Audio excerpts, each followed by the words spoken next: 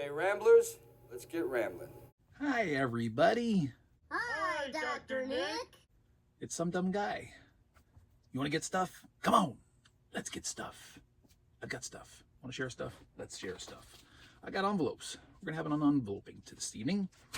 We're going to start with eBay, which, according to current practices, usually means used titles from the rodent house, and this will be no exception. We've got a used title indeed, and let's do a little investigation. There's a little bit of scuffing on the case on this Blu-ray. DVD not included. Blu-ray, some light smudging, but otherwise pretty immaculate, I should say. What will this one be? A childhood favorite of mine, which I have not seen since. We'll have to remedy that soon. We have Pete's Dragon. Obviously not anywhere close to completely animated. It popped up on their list of animated theatrical titles that I'm working off of from Wikipedia, but clearly it's not. It wouldn't qualify in my book. However, I'd almost all but forgotten about this title, so I'm grateful it was there, even if in error, so that I could be reminded and seek it out. So that will be one more title down.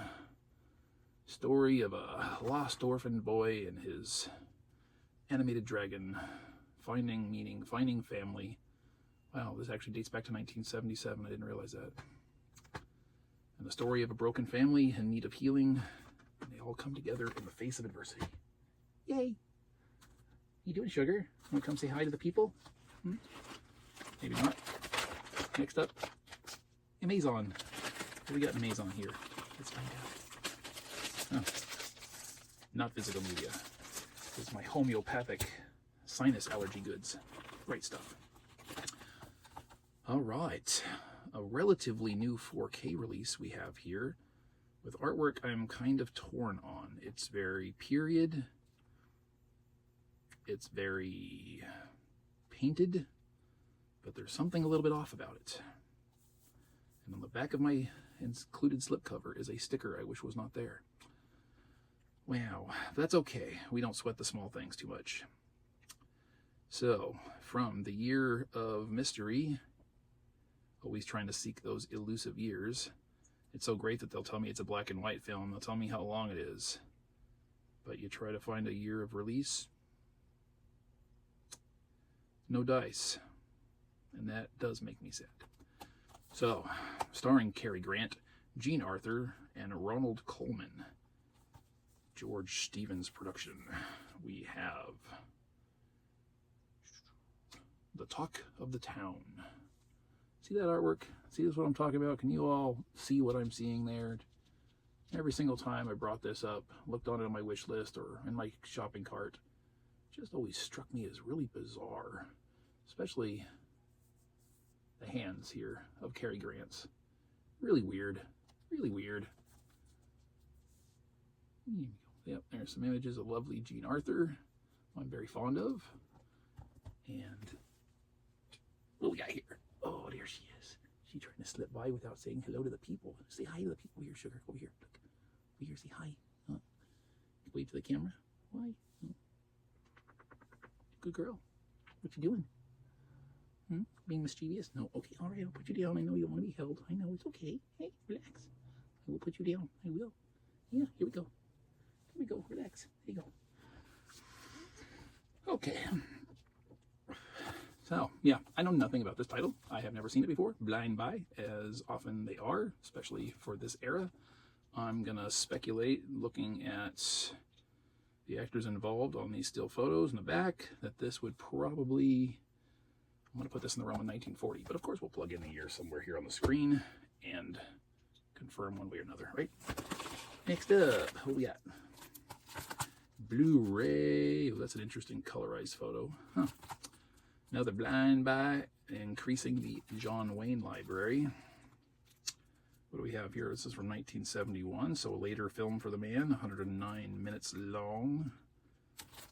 We've got Big Jake.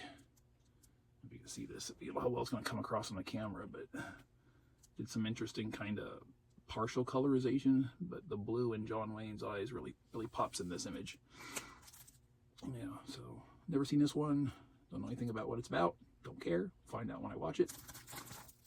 The library expanding the way that it is, I'd say we have another John Wayne week or marathon in order, because I'm just waiting to get some things lined up, and I want to do like a bunch of marathon weeks for my SumDumBuys episodes. Get them themed, right?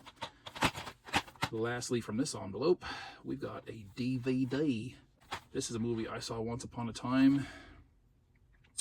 It's a TriStar production. I had to get this because I don't think this has ever made the leap to Blu-ray. And see, this is a 1987 film starring Kathleen Turner, Burt Reynolds, and Christopher Reeve, and probably only at the time the second or third non-Superman film I'd ever seen him in. Now look at that, they put bubble wrap in to hold the disc in place. Bless you, used seller through Amazon. Oh, I said Amazon, it's supposed to be Amazon. Disc looks pretty damn immaculate. Got a plain, no real artwork. It does, I'll show you here in a moment, it has a kind of an MOD feel to it. But what we have is switching channels. This, I recall, being a very wacky, fast-paced, and often exhausting comedy with some serious undertones of trying to save a condemned man's life. All within the confines of the news industry, of romance, of love triangles, and all that good stuff. I don't know if you'll be able to tell this here. It's very plain.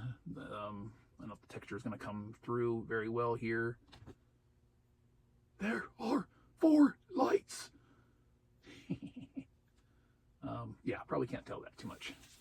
But the disc itself also has that MOD look to it. It's not. I don't think it's a fully pressed disc. It doesn't have any indication of it being a rewritable or an RW that I can see.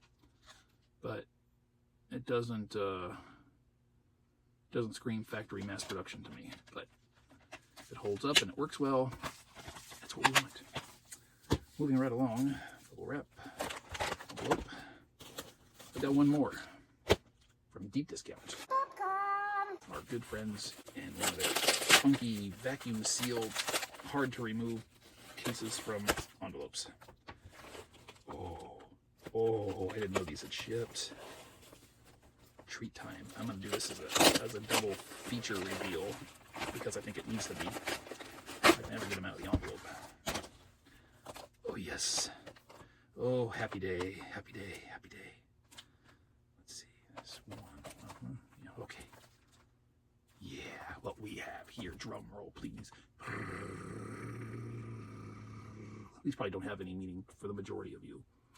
But these are re-releases. Looney Tunes Platinum Collections, Volume 1 and Volume 2.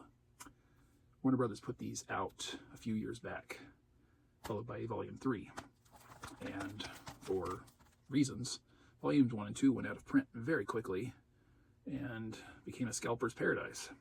Now, they were available on DVD. No problem. You can get them that way individually or as a box set. But with the Blu-rays, the good quality goods, you gotta pay. Well, the folks in charge of these Looney Tunes releases recently announced that come June, at the same time, hey Peanut, come June, at the same time of releasing this, which I've already got, the Collector's Vault, Volume 1, that they'd be re-releasing these at an affordable price. I said, you will never have to pay scalper prices again. I don't know how long these are going to stay in print, how long they're going to last. Doesn't matter now, because I got them, and I'm happy about that. And one of my biggest complaints about the Looney Tunes collections I have been buying is the lack of Marvin the Martian, who is my personal favorite Looney Tunes character. Well, I got word that pretty much every appearance he ever had was all contained in Volume 1. And that's why I was never seeing anything. I don't know how many shorts he actually had, but I'm looking forward to blowing up the earth. Yay! Okay. So, that does it. We're cutting this. We're good. What'd you think of my pickups this round? Or bucks?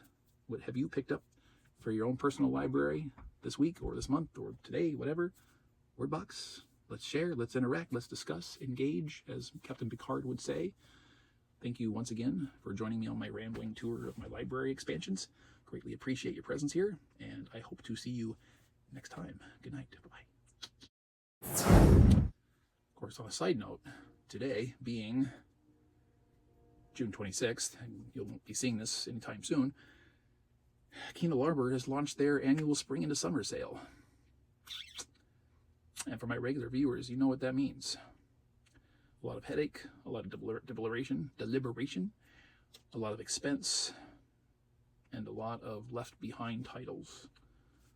The end result will be probably 1 or 2 large boxes of Kino Lorber loveliness to build these beautiful spines here, which I love so much. Or the colorized version of those, should they have slipcovers. I think I'm working on page 3 currently, and if memory serves, there's something like 700 titles on this sale. Yep. Here I go again on my own. Bye-bye. Alan.